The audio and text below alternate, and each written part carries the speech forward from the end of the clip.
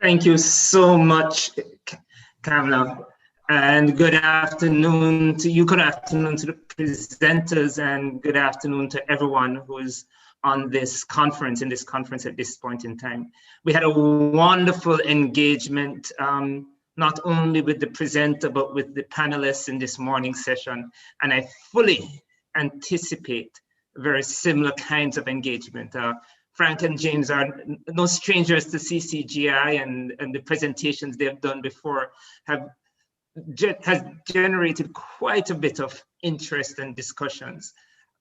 We also have three phenomenal panelists who will join us today. And after we have the presentation from Frank and James, we will invite Jane Valls, Camille Facey, and Ronell Dethorn Beard, who will be our panelists, to provide some of their comments, and then we'll invite you to pose your questions and your thoughts. Feel free to use the chat as we go along. We'll continue to monitor the chat. But certainly it is going to be my pleasure to introduce our presenters for this morning, Frank Kunneman and James McPhedran. So Professor Frank Kunneman is an authority in the international field of corporate governance. Frank is an experienced director and supervisory director, and has held positions at several businesses and organizations. And the list is so numerous, I won't even begin to list them at this time.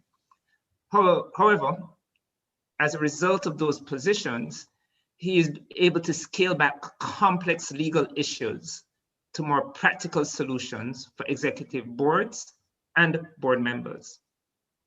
And then we have James McPhedran. Now, James is a performance-oriented senior advisor to McKinsey and a former executive vice president at Scotiabank. James has a wide-ranging track record in setting vision and strategy, driving end-to-end transformation, and achieving long-term performance. He has over 35 years in a multiplicity of strategic disciplines. He has a reputation for driving a customer-focused culture and a keen focus on attracting and developing talent and building effective internal and external networks. And as you can see from those brief descriptions, the rich bounty of information and experience that Frank and James will bring to this conversation, I'm sure will open up our minds to a different way of inducting and developing board members, especially in this new paradigm. Frank and James, over to you. Look forward to your presentation. Thank you very much. And Kamla, thank you very much for your introduction and also for the invitation again for this great meeting and sessions, a number of sessions. The first one was already great. My day is perfect now. Thank you very much, Professor Barrett. And Lloyd, also thank to you for your very kind introduction. As Lloyd already explained to you, James and we know each other very well through a common board where we both serve at a financial institution in the Dutch Caribbean. And James originates from Canada and is working and living there, and I originate from the Netherlands, Europe, working there and also in the Dutch Caribbean. And that makes it for me a privilege to be able to do this together with James for you, because we combine the insights of corporate governance, good governance and bad governance from different cultures and countries. And that's what I really love. And my compliments to you, Kamla, and your whole team and your board for bringing us all together, because it is our belief that sharing with each other and learning from each other, that's the only way to go further and make corporate governance better. I will, if you allow me, now share my my screen with you, and then the slideshow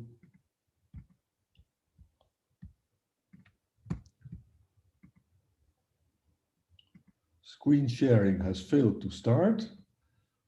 Maybe something can be done there.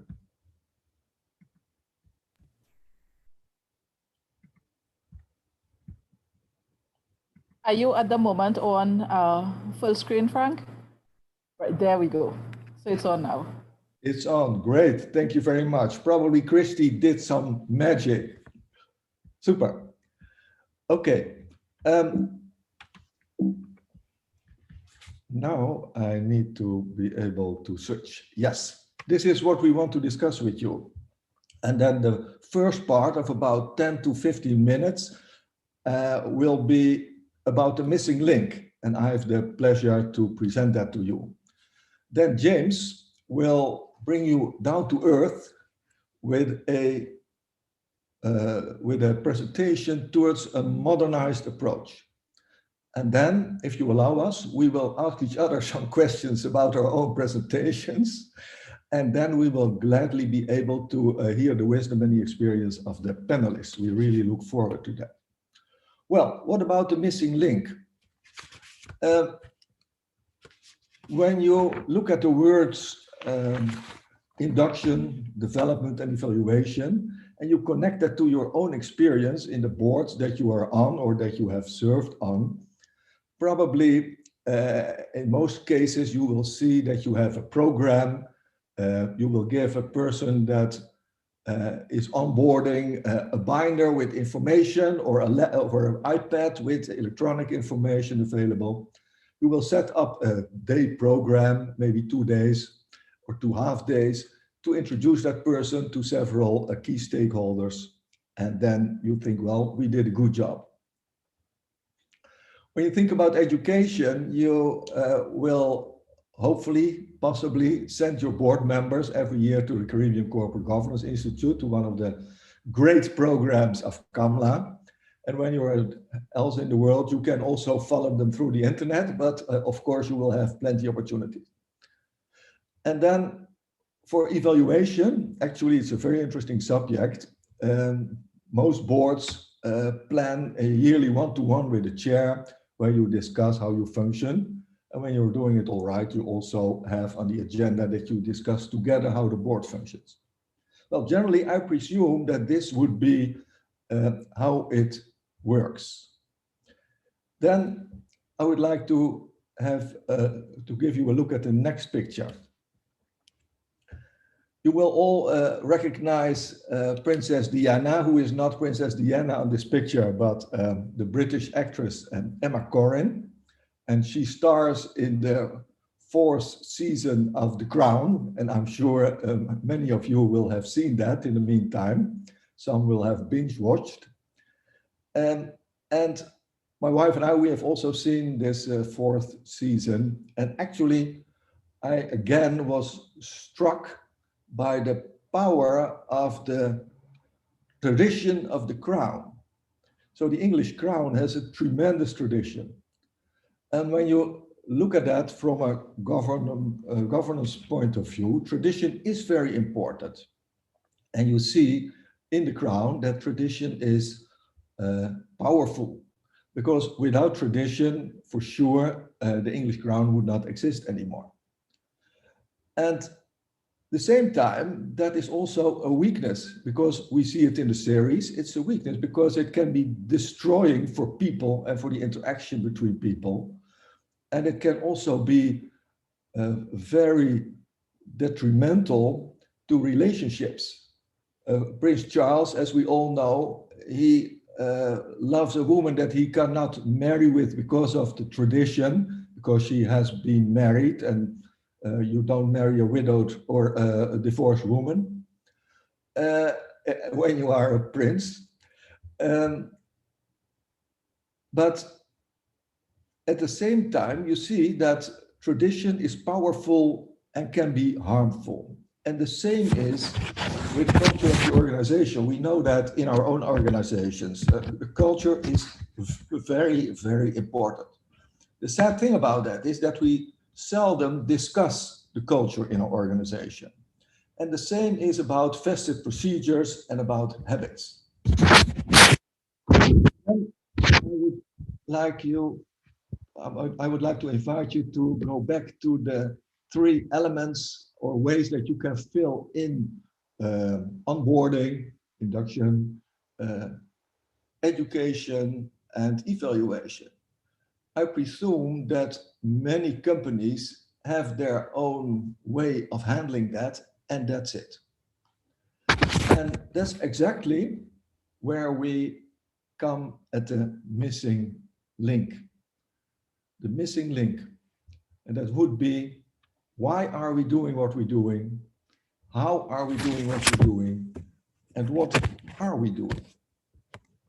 And then when you want to onboard a director or supervisory director, the least you need to know is where the board is heading to. What do you expect from the board? What do you expect from each board member? When you don't know that, how can you onboard somebody? It's impossible. The same goes for evaluation. How can you evaluate a person when you don't know what is expected of him or her?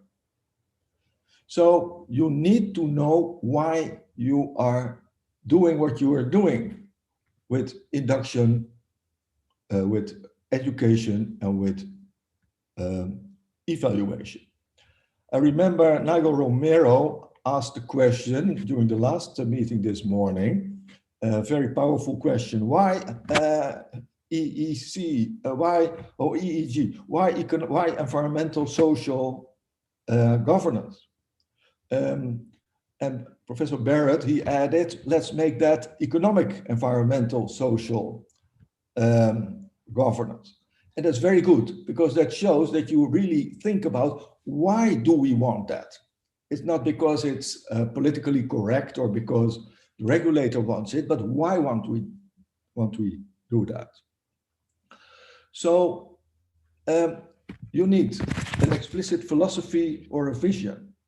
And actually, when you ask a board member, that board member, to my opinion, should be able to answer the question, what is your vision on onboarding? What is your vision on education of board members? Where do you want to go? What is your vision on evaluation? How does that work? I will come back to that. Then, as a result of discussing together, because that is what I would suggest, about the vision that you have as a board and as an individual about these very important subjects, then you can define your polar star. You know, this is where we are now, and that is where we are going to. And then you can make a plan. And with that plan, what I very much advocate, also for boards and for individual board members, is that you set up a maturity model. That as soon as you know together where you want to head to, where you want to go to, that you make a picture, a mental picture, and you write that down of the position that every board member has, and the knowledge and the experience and the tools, and that you make a plan how to go there. And that is not something that you can do in one day or in 1 week. That is a continuous process, as we all know, of course, but where you can define then, what are the courses that you want to send your supervisory directors or your directors to? What are the elements that they need to be filled in their knowledge of governance and in their knowledge of this organization where they are working for? So, as I already mentioned, it is utmost important to ask questions. And the strange thing is, like with the tradition in the Crown and with the habits that we have, boards are generally, in my experience, and unfortunately, not used to asking questions that are not ticking the box questions. It is as if they're afraid to ask themselves and together, what do we expect from the board? And what do we expect from each individual director? What do we expect from Lloyd? What do we expect from Kamla? How can they work together to reach the polar star? What would that polar star be? Because in my experience, many board members, they just take for granted how it was and how they were onboarded in the tradition of the company. So I would very much like to invite boards and board members to step out that box and ask on a meta level, these kind of questions. Then when you can answer the question, what should they be able to do now and what in the future, then you get already a start for your maturity model and that you can get an idea how you want to educate your board and the individual board members. And then a very important part that we already addressed also this morning, what hard skills and what soft skills do we need in the board and each of the individual board members? James will discuss that too. What about diversity? How do we realize that? Before you answer that question, how you do it, you should answer the question, why do we want diversity? What kind of diversity do we want? Sometimes you get the idea that some boards want some diversity with respect to gender because it's politically correct. When that's the reason, then you can be sure that it will never succeed. So you have to know why, what is the added value for the board and for the organization. And from there, you make your plan. And that would be the steps 3 and 4 and 5. And as you all know, also 5, who is responsible for what, is also very important. Because often it happens that, for example, for the educational program, HR manager is responsible to put that in place.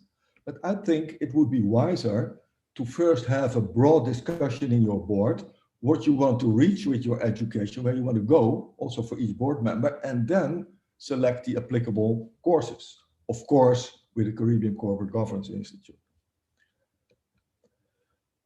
Then, when you have made your plan, you can make different skills matrices. And this is just an example of a skills matrix, but it is to show you that you can make an overview of each board member in the vertical X and in the horizontal X. You can put what kind of abilities they have. And you can make another one where you put what you think they should have. And that can differ because not every board member needs to be the same, preferably not. You have to discuss that too. So when we look at an example, then I already mentioned diversity, which is a very interesting and very important topic. And as Jane, in our short discussion before, already mentioned, I think it runs a big risk of being neglected.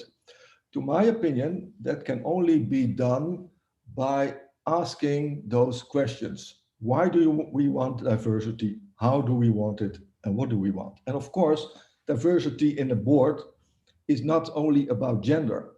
It's also about age, especially in a supervisory board. It is, of course, about cultural diversity. It is about ethnicity. It's about proficiency. It's about working experience.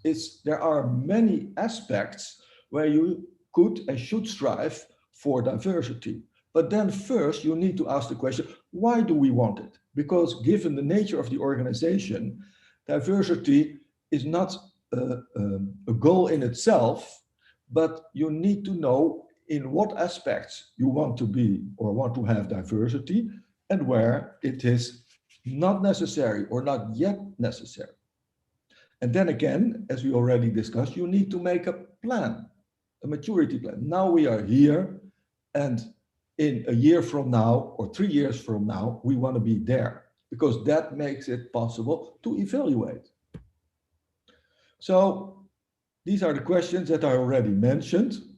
And basically, I would like to suggest that you use the well-known Deming circle, the circle of William Deming, plan, do, check, act, and that you not just have your onboarding or educational or evaluation program or system of way of having that of your induction program and evaluation and the education, but that you realize what you want, where you want to go to, and how you will do it. And then after this overview, I will gladly give the floor, or better the screen, to James. Thank you, Frank, and good morning and good afternoon and good evening to the group. I'm absolutely delighted to be here. Frank, if you would leave, can you leave that screen on, and then maybe I'll just ask you to move through the slides on my behalf as I go into the next section. Is that okay? My mistake. No worries. No worries. So as I said, it's a great pleasure to be here, and I think part of what Frank and I want to do is initiate some thoughts, and then as we saw in the first session, the power of the group and the value add that we get from our colleagues is going to be significant, because I think as we get to this topic, there are many ways to do it. There are many ways not to do it. At different boards will pace at different ways, but I think the progress that we can make as a group is better than the progress that we can make as individuals. Frank did a great job at overviewing the big picture, the broad perspective on culture, and of the why, what, and how we do about it. My intention in the next few minutes is to bring it down to a more tactical level and talk about some specific ideas underway or progress that the groups are making towards the three topics that we were asked to speak about, and offer you a construct of thinking about how you might do that going forward, and then pass it back to Lloyd and the group to engage in further dialogue. So Frank, if you'll take us to the next slide. This really ties section 2, my section, back to Frank's, which is what's the objective? It's basically what's the why, and how you are endeavoring to build and develop your board for maximum impact. And the three frames I talk about here, this is not the only way to think about it, but you want to maximize the strength and input of individual directors, whether they be new directors or whether they be long-serving directors. You want to maximize the diversity, strength, and impact of the board as a whole. So what's the dynamic mechanism that the power of the group is power than any of the individuals themselves? And then, in my mind, as you think about induction, development, and evaluation, you want to make sure your board has a broader frame than what might have traditionally been the case. So you got to know about compliance, you got to know about operations, they have to know their individual roles. But this idea of culture, and in the last section we heard the concepts of purpose and values and culture are all so important. And in part, the board has a big impact with the rest of the organization on those, but the board also needs to understand those aspects so it can then function well as a board and not be in the clouds with respect to the dialogue that happens at the board table versus the dialogue that's happening on the floor, on the shop floor of the company. And the quote here is the more you discuss this topic, the more you realize that it's a social mechanism, much more. You recruit somebody on the board for skills, but the power of the board it comes to light with powerful social mechanisms that enable the board to be its best. And that just doesn't happen. That needs to be that needs to be engendered, and it's as much art as it is science, and it's part of what I want to talk about in the next few minutes. So Frank, if you'll go to the next slide, I'm gonna give you one slide each on induction, development, and evaluation, and this is the most tactical and call it the most dry part of the presentation, but we were asked to speak about these three, so we wanted to comment specifically on some ideas in that case. So the way it was, we all know the way it traditionally has been, which is, to Frank's point, the iPad or the binder on policies and codes and charters, and read this by the next board meeting, and you will be inducted.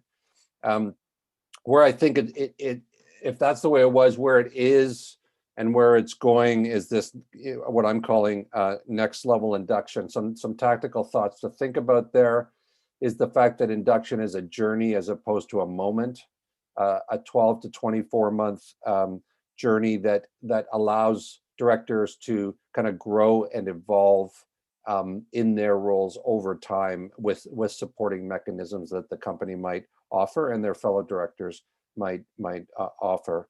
The second point is along the lines of much of the dialogue that we've had today, understanding the organization at a culture level and a purpose level, and not just in terms of roles and responsibilities and policies and frameworks.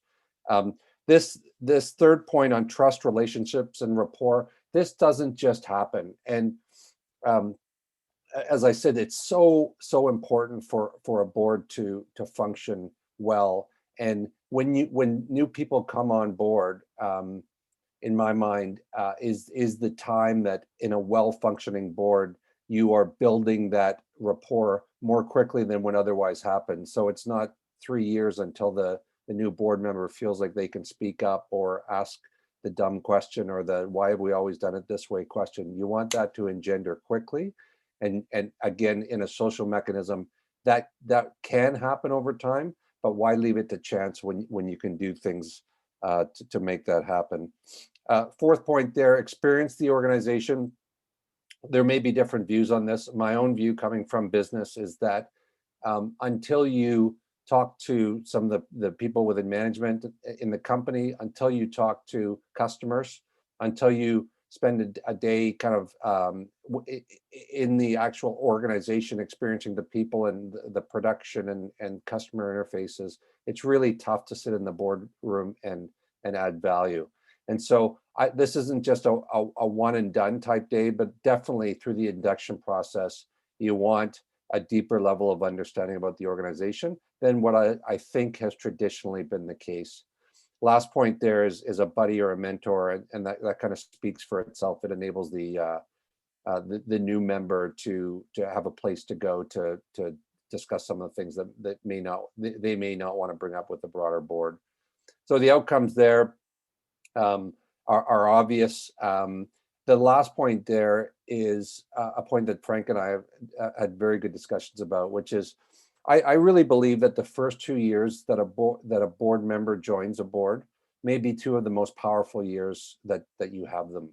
They bring fresh eyes and new perspectives, and I really think that the power of induction will facilitate this, and a lack of attention to the whole induction process basically gives away what could be two great added value years from having fresh eyes at the board. So I really do think that this is a topic, although it sounds dry, can be leveraged to very good impact for boards. Moving on to the next slide, on development. Again, back to the objective, which was, if you buy, the objective is the power of individual directors and the mechanism of the overall board itself. In the boards that I am on, I've found in the last 2 or 3 years, development to be a more proactive mechanism, and us taking a step forward in how we're talking about this as a board, and the board setting a calendar of learning to kind of meet our needs both individually and collectively. And not everybody needs to go to every session. You can opt in, or the board chair can ask that you participate in a certain session. But I'm finding it to be more progressive than what it has been in the past. Second point, there's a mix of internal and outside in learning. Stand on the balcony. I think conferences like this enable you to do it.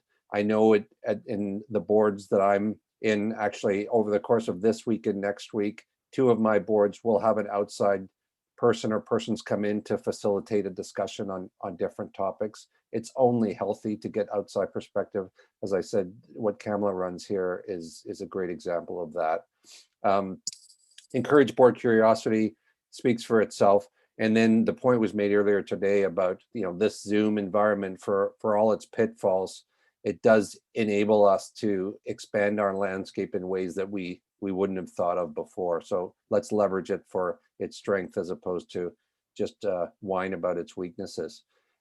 Some current focus areas, obviously on the kind of hard skills or the objective skills of cyber, data, ESG, etc., as we talked about already. But then current focus areas around what we're talking about today, which is building a more powerful board in some of the areas that we've talked about.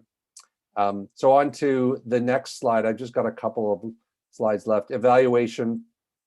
I, for one, and I'll be interested in what the panel has to say, I'm seeing step forward in the evaluation process. This is one that I've still not seen anything that I feel is a silver bullet or an A or an A minus or an A plus in terms of evaluation process. So I'd be interested to hear what others have to say. Obviously, the tick the box exercise is no longer enough, but I would venture to say 80% of boards still do a tick the box exercise. So look in the mirror. We should look in the mirror and say, let's get going on this. Does your process get at both overall board and individual director performance? I think there can be some mild nods on, yeah, kind of, but does it really? Does it get at both the technical expertise you bring to the board, but what you bring to the board collectively? Are you stifling others speaking up because you're overburdening them, or are you speaking up enough? And the question there is do they surface real issues? So some ideas there. Keep it fresh. It doesn't need to be the same way that it's been for the last 50 years. Change it up. Have a full board discussion about evaluation, its strengths and its weaknesses, and get full board input as to mechanisms that we're going to do that do change it up. And I'm a big fan of external facilitation. I have been a part of that, and the dialogue, the depth of the dialogue you get as a board, in my mind, doubles when you have an external facilitator. And if you go to the next slide, Frank, I will close with that. And so this is, again, I don't believe there is a silver bullet approach, and this is just a way to think about making sure the broader objective is in mind before you get into the exercise of how you look at induction, development, and assessment. And the grid is simply a 2x2 that says, as you look, if you buy that individual engagement, collective input. Sorry, if you look at the 3 frames of overall engagement of your board, the individual input that you're expecting of each individual board member, and the collective impact of the board as a whole. If you buy that those are 3 things, taking those to another level are a good thing for your board, and then you think about induction, development, and assessment.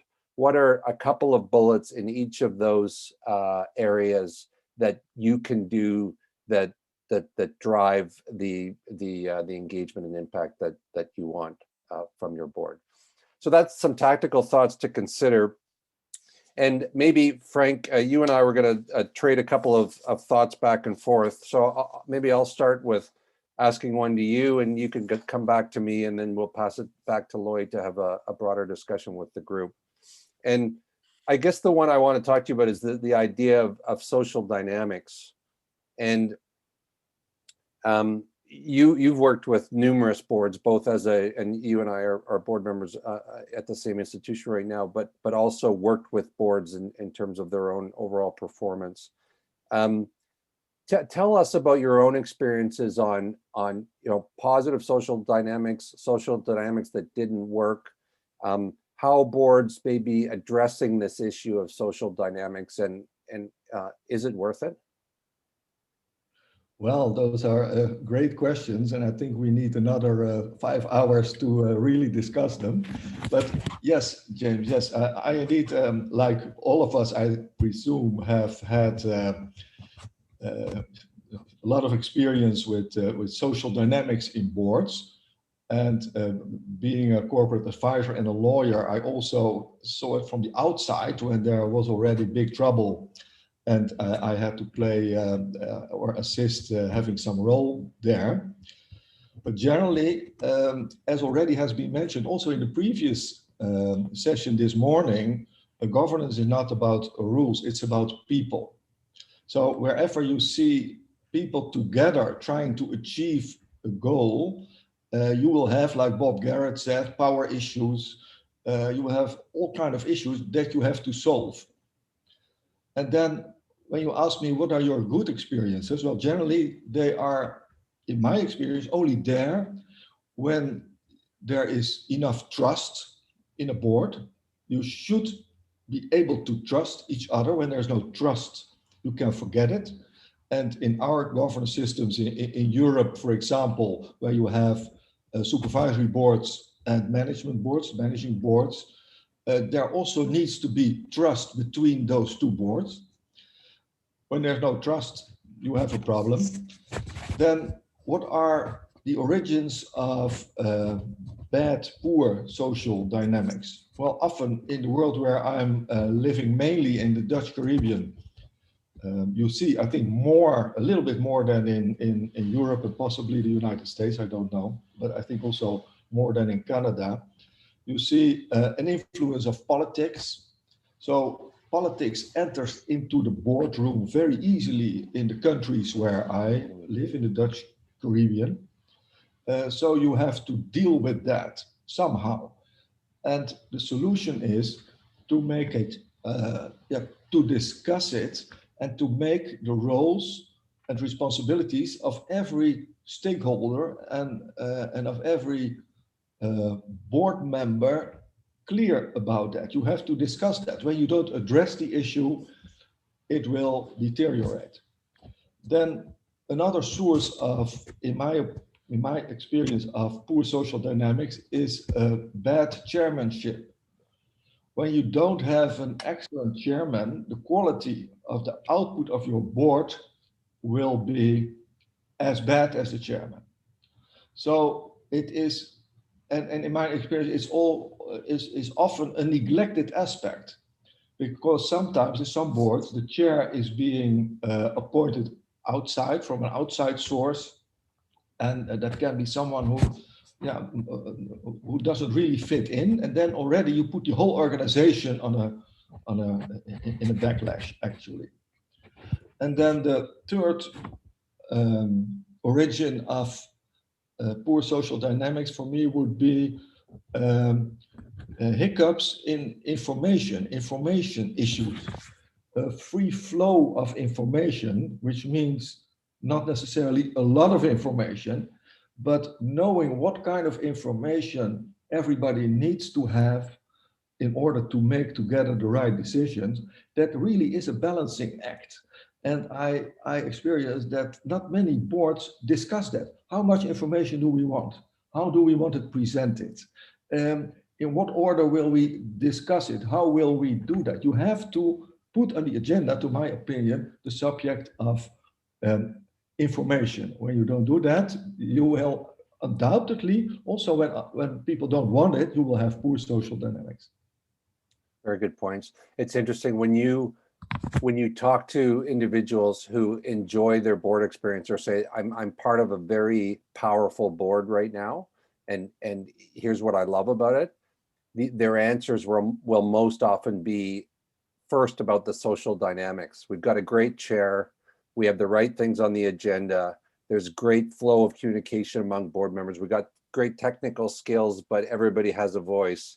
It's everything social in my mind initially, and then you might get into some of the policies you're driving or strategies you're driving, but it begins with the engaged nature of the people at the board table.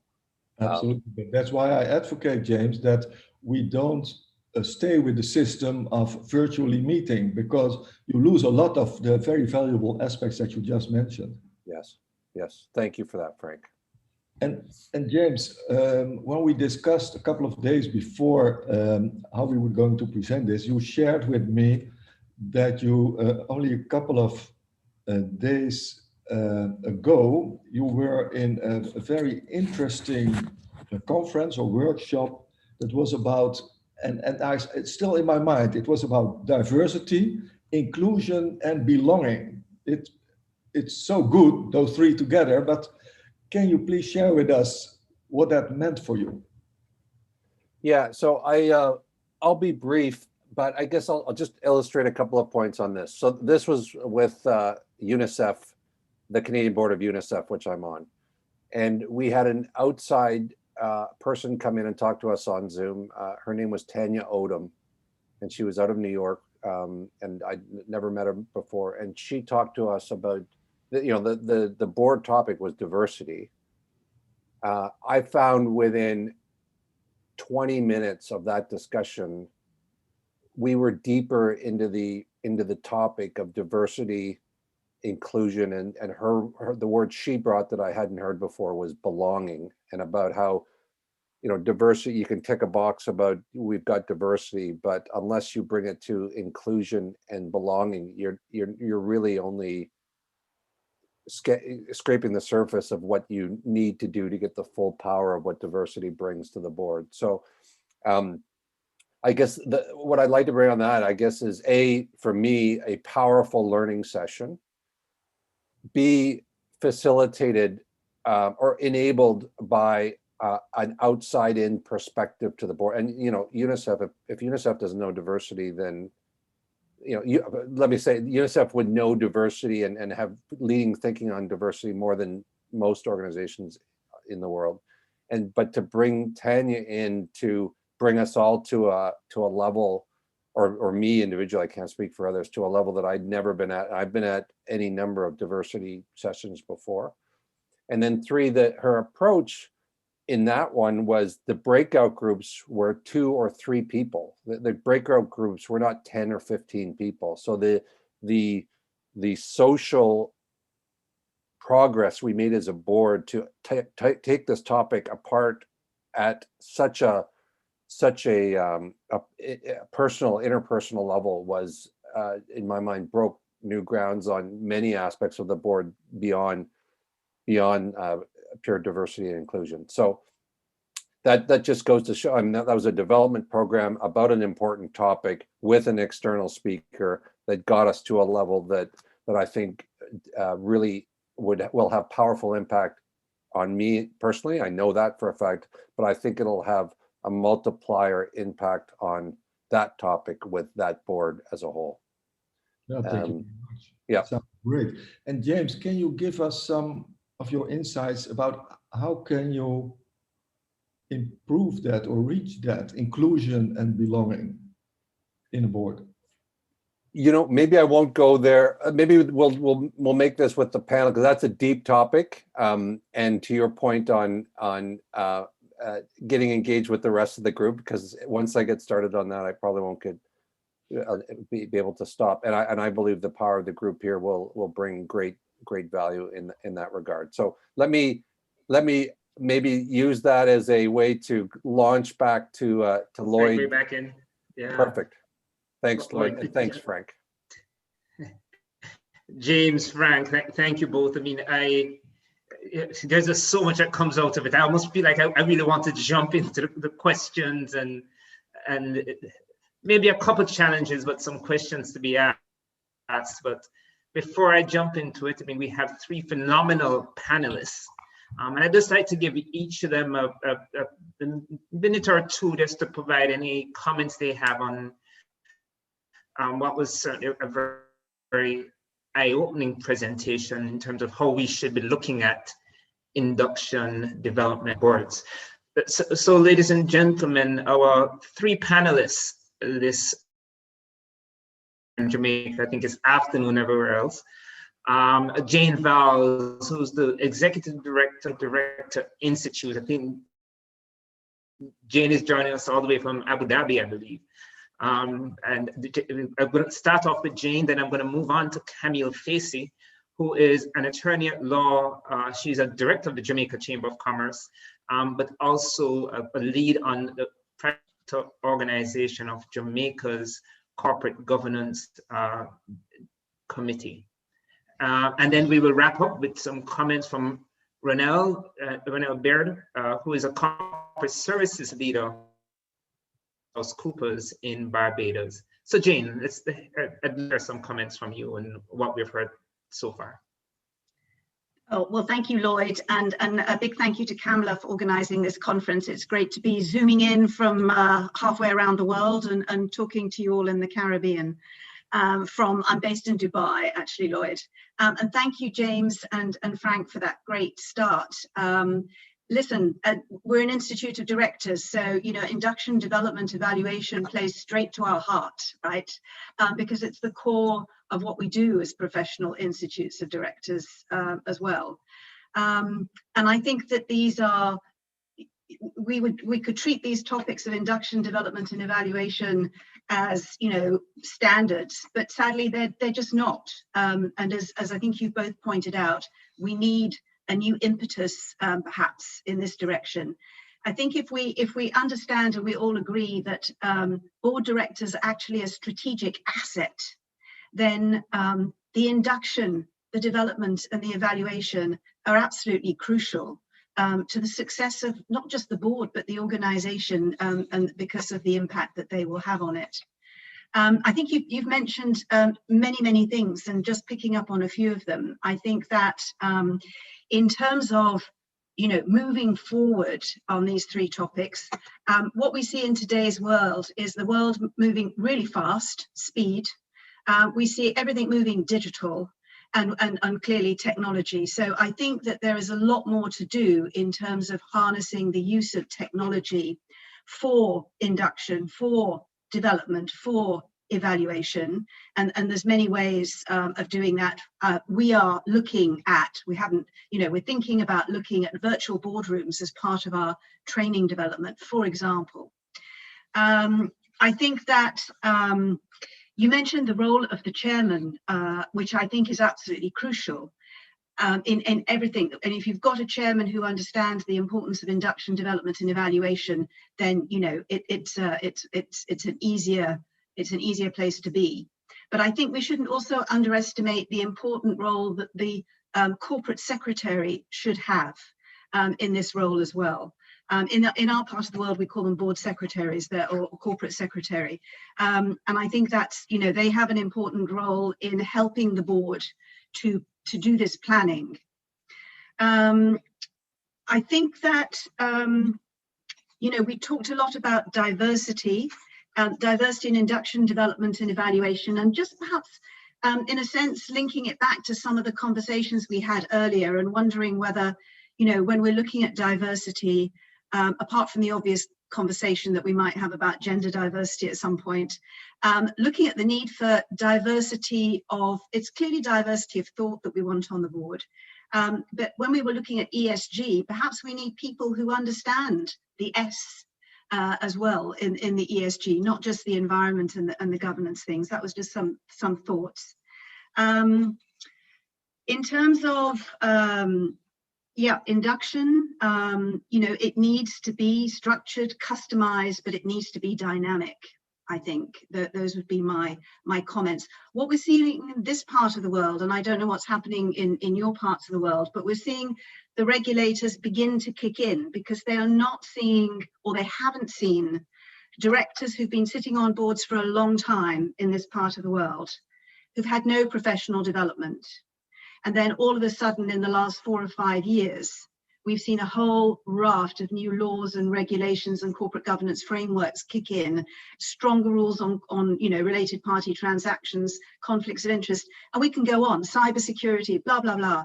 And so they are now saying, and in Bahrain, they've actually introduced in their code of corporate governance that directors have to have 14 hours of professional development a year, and they will have to report to the regulator. I think it's sad when you get to that point. I would rather it wasn't regulated, but I think that that's the way we're moving.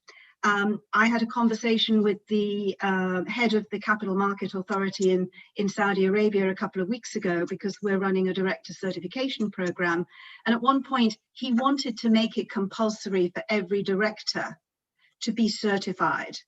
And I held him back and I said, I just don't feel, even though I would love it because clearly it's in our interest, I don't feel that it's the right thing to do. You really want to encourage directors for professional development, but not to force them to sit an exam. I don't think we're there yet. Hopefully, in a few years' time down the road, it'll just become the norm, where it is just normal for directors to be certified or have that type of development. And then I'll just add a few words maybe on evaluation. I think this is, in each case, what we see is professional development moving a bit faster, evaluation a bit further behind, and induction still low on the radar, very sadly. And I think, as you rightly pointed out, Frank and James, I think boards are really missing a trick when they miss out on a proper induction program. But in terms of evaluation, I think that some of the key elements to it are, yes, definitely doing an external evaluation at least every 3 years, because you bring in that objectivity and the external evaluator, a professional external evaluator can bring in. We always include management in the review. When we are evaluating board, we'll also ask management for their views and opinions. And again, the chairman is key, and the commitment of the board to not just paying lip service to this. I think there is a little bit of fear factor still, because this is fairly new in this region, where directors feel, because of the culture, which is fairly black and white here, that if I get a bad score, does that mean I'm going to be named and shamed? And of course, so you have to, I think, I say to them, listen, we hold your hand and gently walk you through this process. And it's a question of maturity. As you get used to the process, you'll feel more comfortable with it. And it's about cultural sensitivity as well, and how to manage that. So I think enough from me for the time being, but I really enjoyed the opening comments, and thank you. Thank you so much for that, Jane. Again, just some food for thought, but it's always interesting to get the perspective of what you're seeing on that side of the world as well. Camille.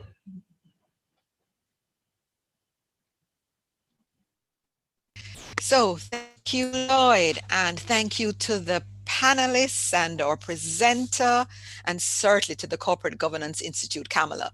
I always learn so much when I attend these sessions.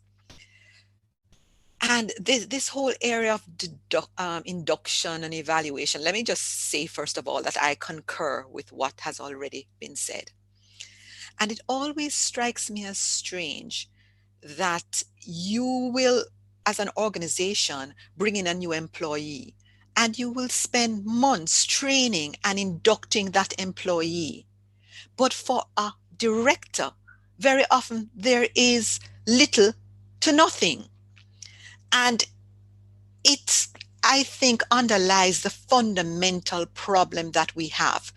People do not see the value in the induction. They don't understand why it's necessary, both at the organizational level and even with the directors. Sometimes it's the hardest thing to get those directors to agree that, yes, we are going to spend a day. Or can you imagine trying to get them to agree to spend 2 days or have this done periodically throughout the year? What I also find, though, is once they've done it properly, they will have a different perspective on it.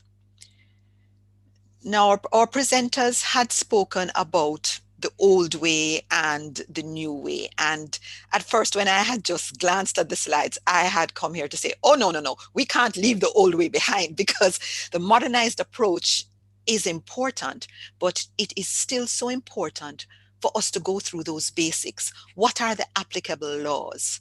Do we understand who each board member is and the strength that each member brings to the group? Do we have consensus on the responsibilities? Do we understand what is within our remit and what is within the remit of management? The values, as we all know, the board sets the tone at the top. So culture is a huge thing that has to be discussed. Who is authorized to do what? Who speaks when? What are the organizational priorities and goals? I think even as we move further along and we deal with the social dynamics, which I agree, that's so important. We have to ensure that, especially for new board members, or even once there's a new board, the whole team has to get together and, in my view, go through that learning process together to ensure that each person understands everything the same way, because we will all read something but have different interpretations. So I think an induction is so absolutely critical. And I think here in the Caribbean, we're not paying enough attention to this area, and it is something that we need to pay a lot of attention to. Maybe private sector is a little bit better. Public sector, we now have the corporate governance. We have a code, a corporate governance framework for public bodies that requires our public sector entities to go through this process. But very often it is a box ticking. And I find that it shouldn't just be the induction, like in the government sector. It shouldn't just be induction within the context of each board. It should be in collaboration with the ministry, because the ministries have such an important role to play that if they don't understand the role of the board, then the interaction is not an interaction that results in what we want to achieve. So I am a big advocate for induction. And when you think about diversity, which is so important now, where everybody is saying, yes, diversity. And I thought that's so many great points were made earlier about why. Yes, we have diversity, but why? But when we do understand that, yes, diversity is going to add value, geographical diversity, diversity of thinking, etc. In order for you to actually be able to achieve that outcome and result, when you sit there as a board together, you have got to discuss your diversity. You have got to bring to the table, this is how I feel about something, and hear what your fellow board member thinks about that. So if you don't give yourselves the opportunity to have those conversations, I have found that decision making is so difficult, because people are coming from different perspectives and there's no common thinking regarding certain core systems or processes or values. I'll pick on one: procurement.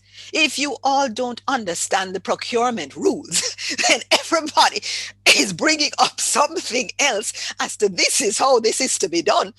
And I've been on boards where we are back on and forth on the simplest of procurements. Now, that may be a particularly Jamaica problem that we have got to sort out. I think Trinidad is way better. But it is so important to have those common understandings that can take us forward. So at this point in time, the last thing I'll say is that when you have a proper induction, and persons feel they belong, then they are empowered. They feel empowered to contribute, because very often, especially new people, they come in and they don't say a word because they think, I don't want to sound foolish. Do I know enough? Or sometimes directors who have been there for a very long time. So you unleash the potential of your board when you really spend the time to induct people and have them feel like they belong. That's it from me, Mr. Chairman. Thank you, Camille. You had so many of us nodding our heads and smiling as well, very similar to some of Jane's comments. I'm just so mindful, and I know we're going to come back to it. I believe it was the first slide that James spoke to. He brought the term culture to the forefront of his presentation.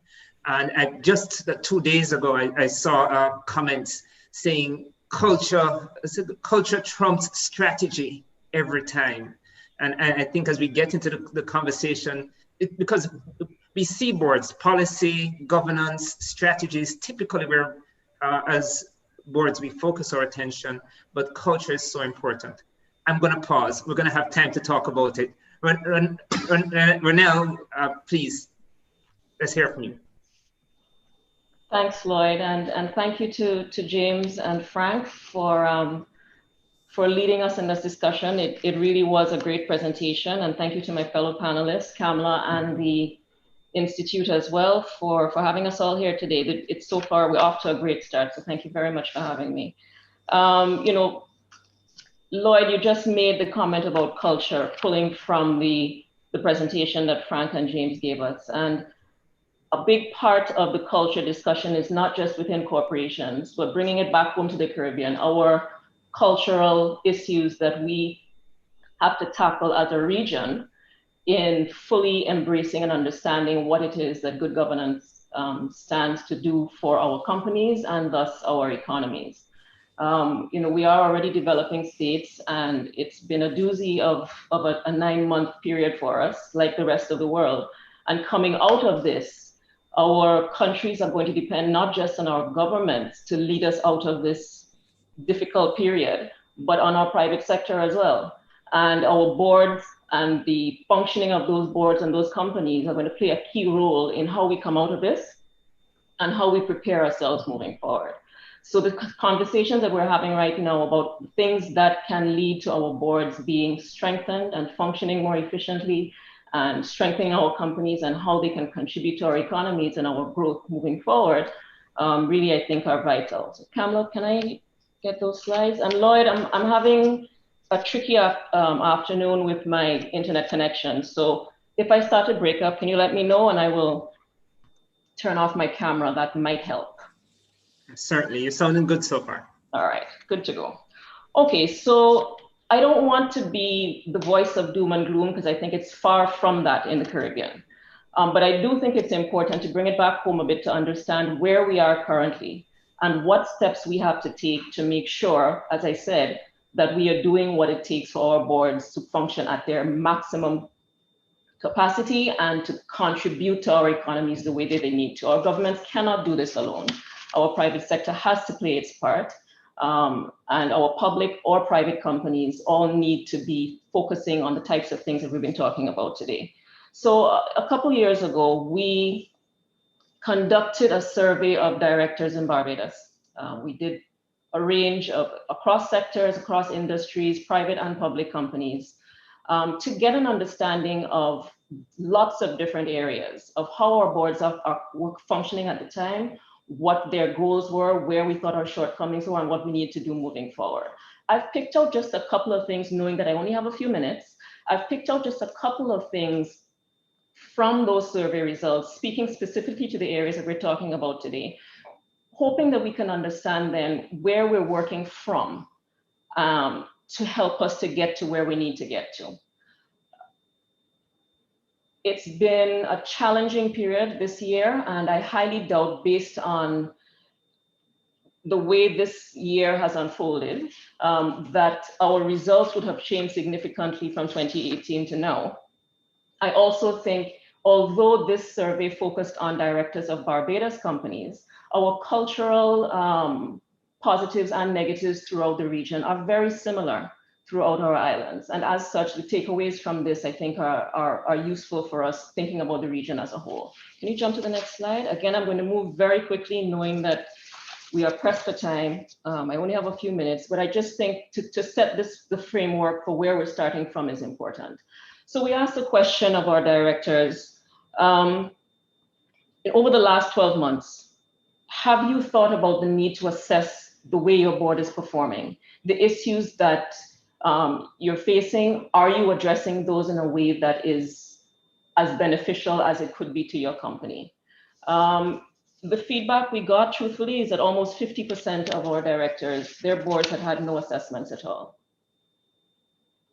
Out of those who did, the vast majority of those had internal assessments. And I dare say those were likely check the box exercises to a great extent, which doesn't give me a whole lot of confidence in even those who took the time to undertake that type of exercise. What did they actually get out of the exercise? Jump to the next one for me. Coming out of that evaluation process, an evaluation process is only as good as the determination of the board to use that information, to build on it, to take corrective measures, to get the input from external sources as necessary, and to address the needs of the individual directors, the chair, and the board as a whole moving forward. So of the few entities that actually did have board assessments, what did you actually do with that information coming out of that?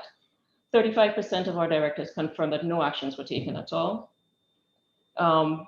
But we did have some positive feedback regarding adding additional expertise to the board, only 15%, but still something. We had another 11% confirm that it's now part of their annual reporting process. And only 10%, unfortunately, looked to address the issue of diversifying the board membership. Jane, 10% again is not exactly where we would like things to be. Next slide, please. We also asked directors, and coming out of your own self-assessment as a board, and coming out of the conversations we've had earlier, which you would have seen, Jane, you saw me nodding a lot when you and Kamala were having that conversation, the importance of considering the need to diversify the board. What are the areas, we asked directors, what are the areas that you consider to be important? Although we didn't get the highest level of priority being given to age, gender, or racial or ethnic diversity,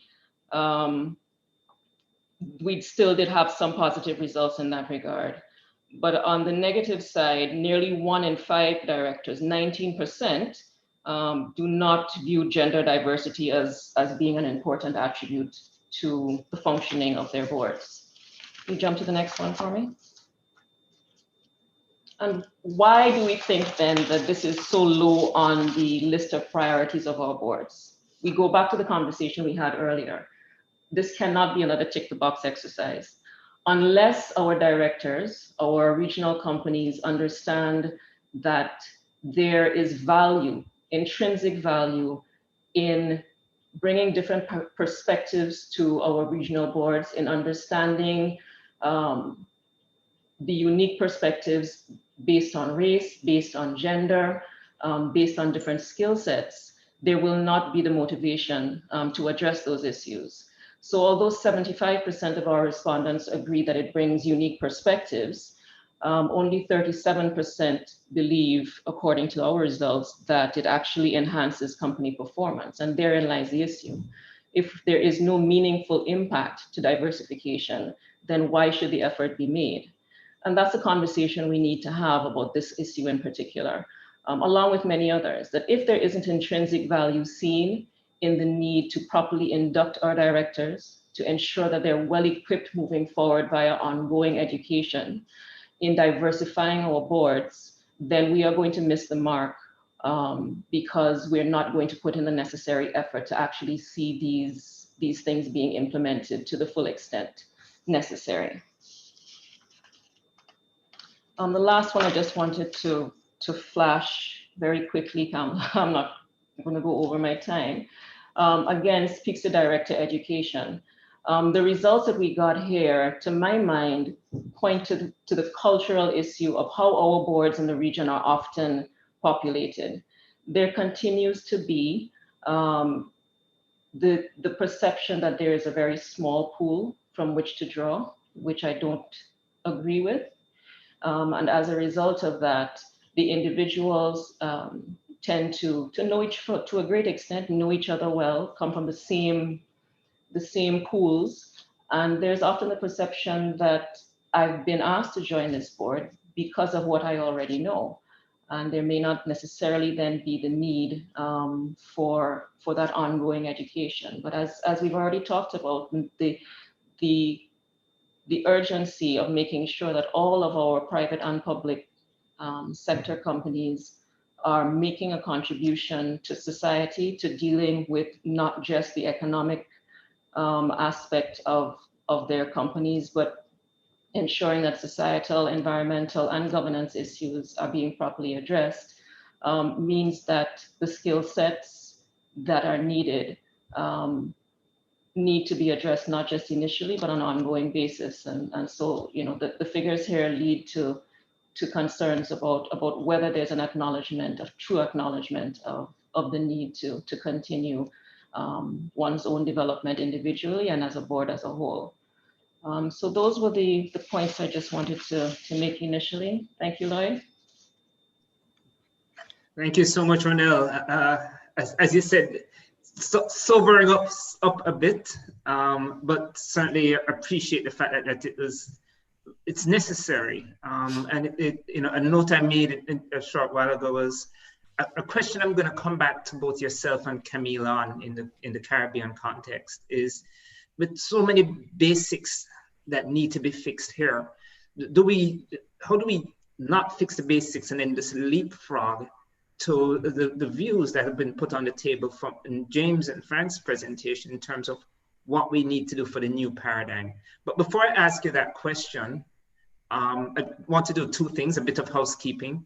Just a reminder, you know, just use the raise hand button. I'll reach out to you for you to pose your comments and thoughts. Aside from that, certainly I'll continue to check the chat and reiterate or ask questions from the chat. And I'd like to start off with a particular question, and I'm going to throw this out to Frank and James and Jane in relation to the induction process. So, you know, when I saw James' presentation, he said a 12 to 24 month induction process, and I go, no way. I'm bringing people on the board for immediate impact. You know, how do I balance this point that it's important to ensure a proper induction takes place, but at the same time expecting an immediate impact on the performance of the board and by extension the results of the company? A great question, Lloyd. I will be short and James can kick in. I think you should make a distinction between direct kick in with the kind of questions that James mentioned, questions that someone who looks from an outside perspective and is not embedded in the culture and what everybody experiences as the right thing. Those questions you can ask from day one, and you should ask from day one, and not like one of you said, just be silent because you were a little bit modest because you have to learn everything. No, immediately kick in with that. But then I understand the onboarding process as a start of something that is a lot bigger, not only the 24 to 48 months, but after that continuing in education. And then to come back at your previous point about the starting level in the Caribbean, I think you should look at it also from a maturity model. You start somewhere where everybody is, and then you plan through a couple of years how you are going to improve. And that's what you want. So James?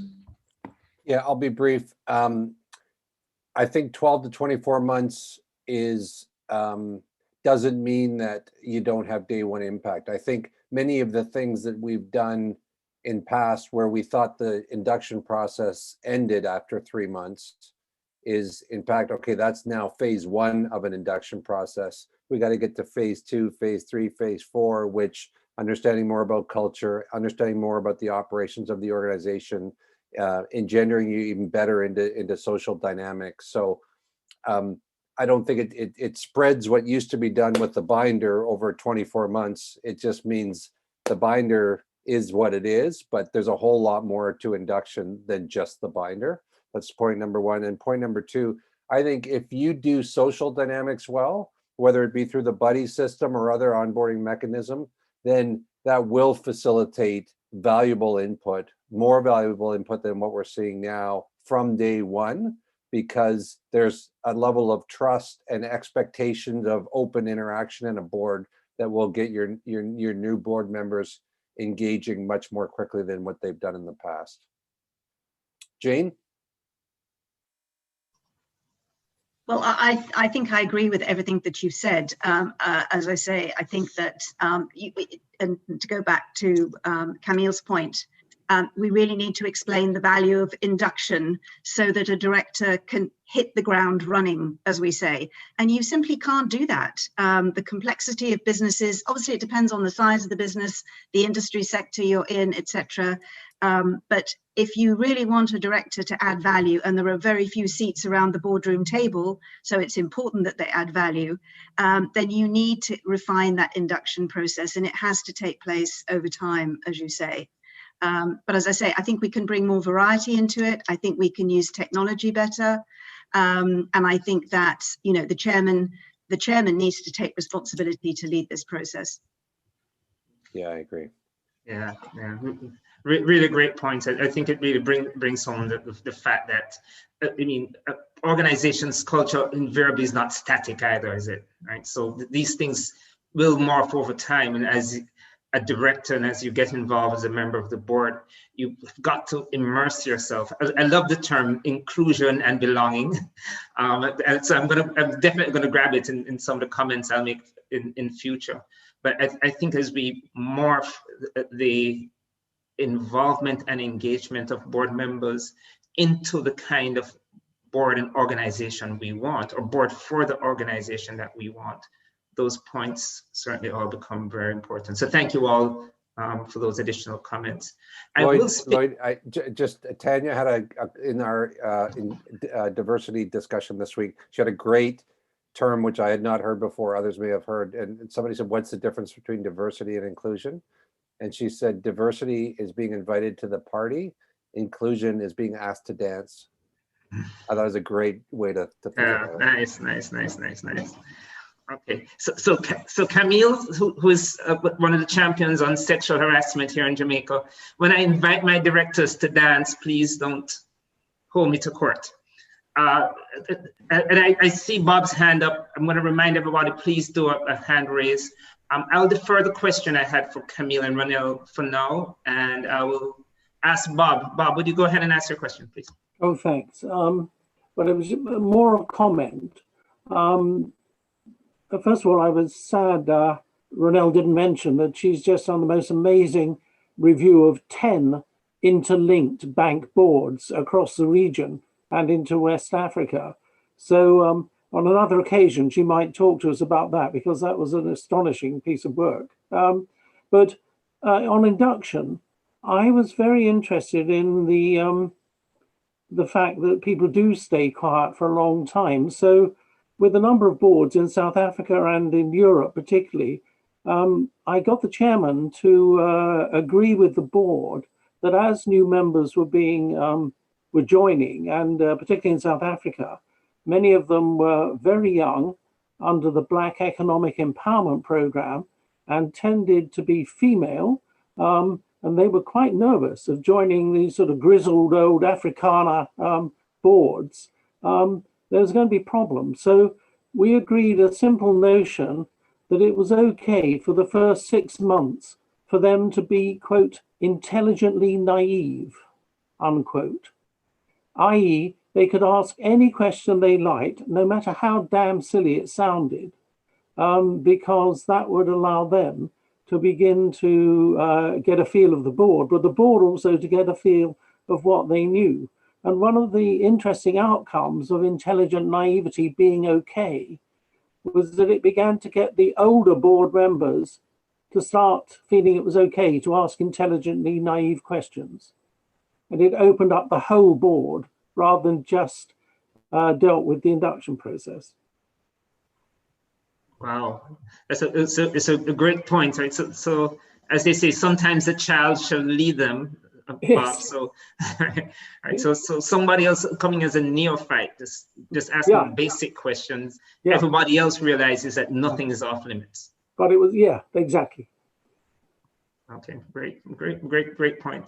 Yeah, there was a question raised earlier by Liz, and I don't know if the presentation by James helped to clarify for her. The question was the views on self-evaluation of board members. But James, Frank, before you respond, I'm going to expand it a little bit. So she asked specifically about self-evaluation. one of the points I made to ask about it, in this evaluation process, is, as you said, the board has to do something that works for it, but there's self-evaluation and then there's peer evaluation as well, right? And then you can get beyond that to say collective evaluation as well. Are there particular types of evaluations that work in particular scenarios? Well, actually, if I may start, Lloyd, yes, they are all important and equally important. But what most of us will have experienced is that especially long existing boards with board members that are there already for quite some time, they are hesitant to evaluate or to be evaluated. They don't like to do that. Sometimes they think, well, I'm an experienced person, I've done what I should do, and don't let someone else tell me what I should do. So that's difficult to overcome. And in that case, I would advocate to start with group evaluation and self-evaluation, only that. And then gradually you can expand that to share your self-evaluation with the group and get feedback, etc. So I would also advocate that is a process. Yeah, and the only thing I'll add to that is Frank's point from before, which is the role of the chairperson is so significant in this. If there's not leadership from the chairperson's chair, then this doesn't stand a chance to succeed.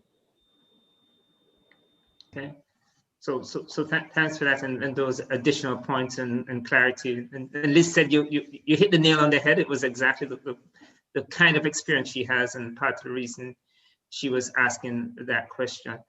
It does raise to my mind though that, is this oftentimes a gap in the initial process? So before you can get to induction, you have to be selection and appointment. And in that process of selection and appointment, do we make it very clear to people coming on board that part of what we do is that we do evaluate performance of board members in these ways, and as a result, consider it an approach that's going to help us to be better, not necessarily to challenge your abilities or capacities?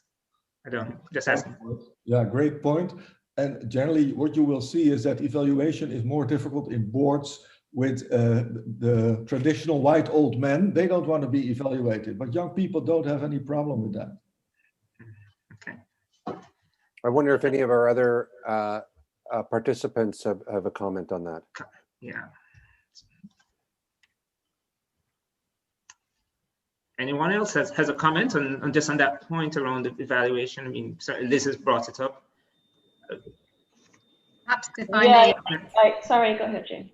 Oh, just very quickly. I think it's a question of maturity as well, not just generational, but I think, we move from, we start off with self-evaluation as a less threatening thing. Everybody scores themselves very highly because it would be unthinkable to say I'm a board director and I don't know it all. Yeah. But sometimes it's the relative scores. So it's where they score themselves a bit lower. There's a trend. But then you can move down the maturity scale as they get comfortable with the process. And we're just beginning to think about peer-to-peer reviews, anonymous, confidential, but you also review your peers. But we're a long way from anything like a 360-degree individual evaluation or anything like that. So for me, it's a question of maturity of the region, of the culture, of good governance, and all the other things that are needed. Yeah, Lloyd, I was going to comment. I responded to Liz in the chat, just as Frank, I believe, was saying the same thing, that without the chair championing the process, it's very difficult. The chair really needs to be on side with this, on board with this, understanding the value that it's going to place and pulling everyone along if necessary, because he or she is ultimately responsible for making sure that that board is as dynamic, as healthy, as communicative as possible. And if he or she is not doing that, then there's a failure on their part. Bob mentioned earlier that we've done quite a bit of work in terms of external evaluations for entities within the region. So I wouldn't want anybody to think that there isn't progress being made. It's just not wide enough. And we have to acknowledge that so that we push. And, you know, the conversations we plan to have bi-monthly, starting from tomorrow, I think are going to be vital in driving that dialogue and helping us each then to go into our own circles with our own clients in our own countries within the region to continue to push that dialogue and to make it front of mind, because truthfully, I think not just our companies, but our economies are going to be very much dependent on how successful we are. We don't have room for error based on where things are right now. And I think it's incumbent on all of us to do that, to drive that dialogue, even if it's tough. But there isn't enough being done, but there is some progress being made. And the type of conversations that we had with boards in several jurisdictions, last year before 2020 became what it is, were promising, because again, it was these discussions were driven by the chair being determined that he was going to maximize the potential of each of these boards.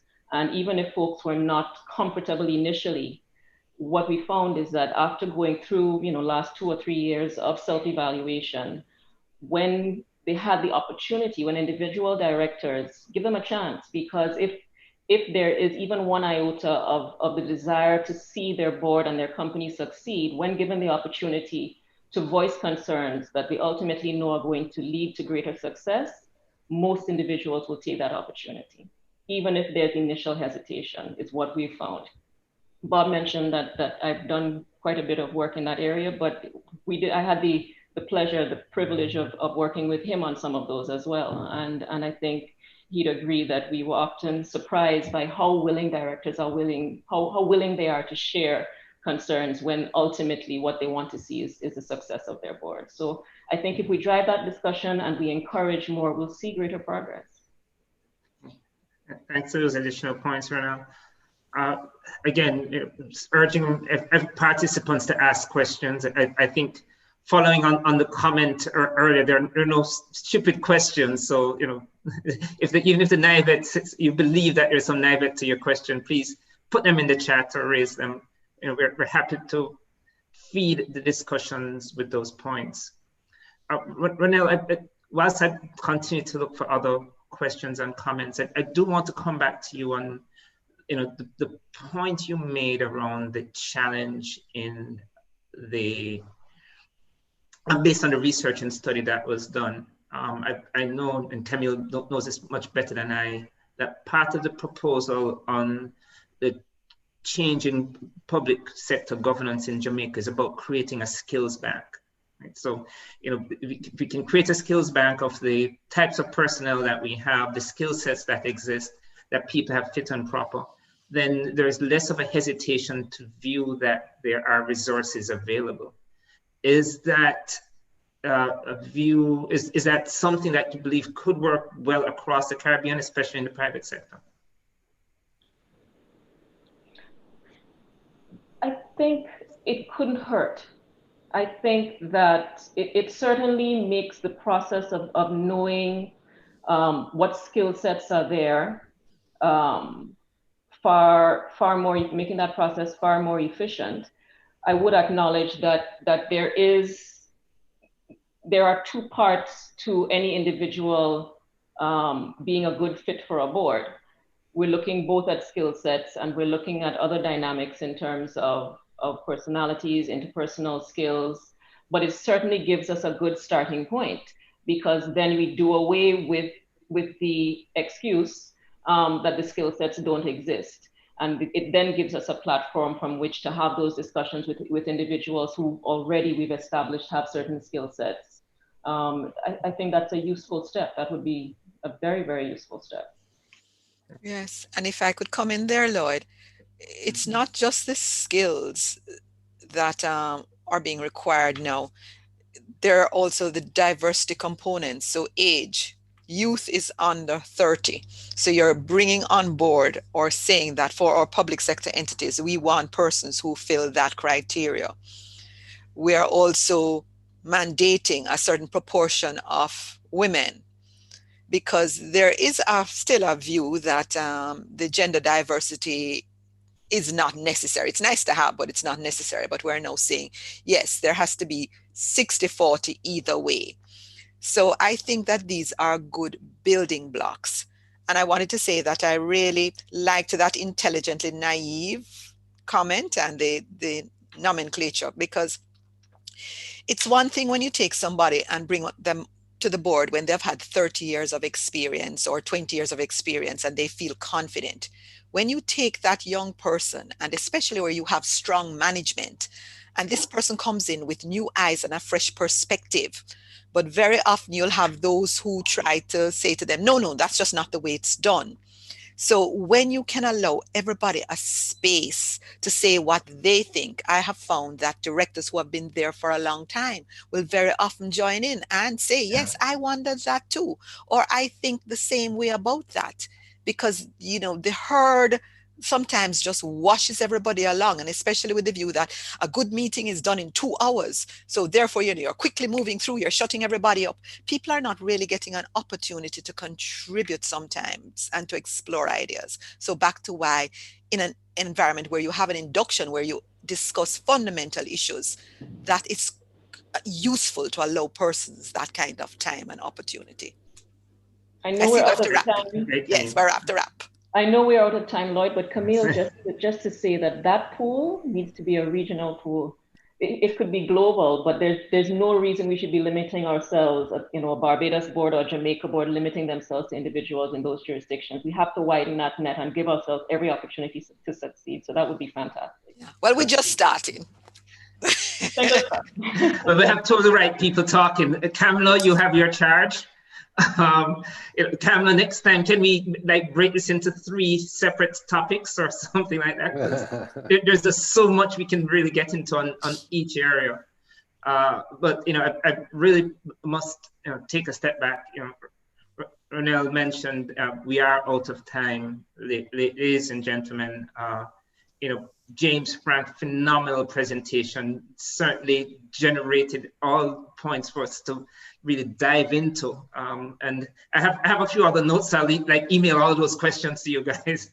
But it does get the thought processes and the juices going. And I can see from the engagements and the comments from our other panelists that they appreciate the wicket, the platform that you laid out for us to have this conversation. And Jane, Camille, Ronelle, you know, again, your points were all very much in the targeted direction of what it sounds like is right for us in the Caribbean, what it sounds like is appropriate for boards and governance. And we really appreciate you bringing your wealth of knowledge, your experience, and the data you brought, especially Ronelle, to the table. So thank you all so much for your participation.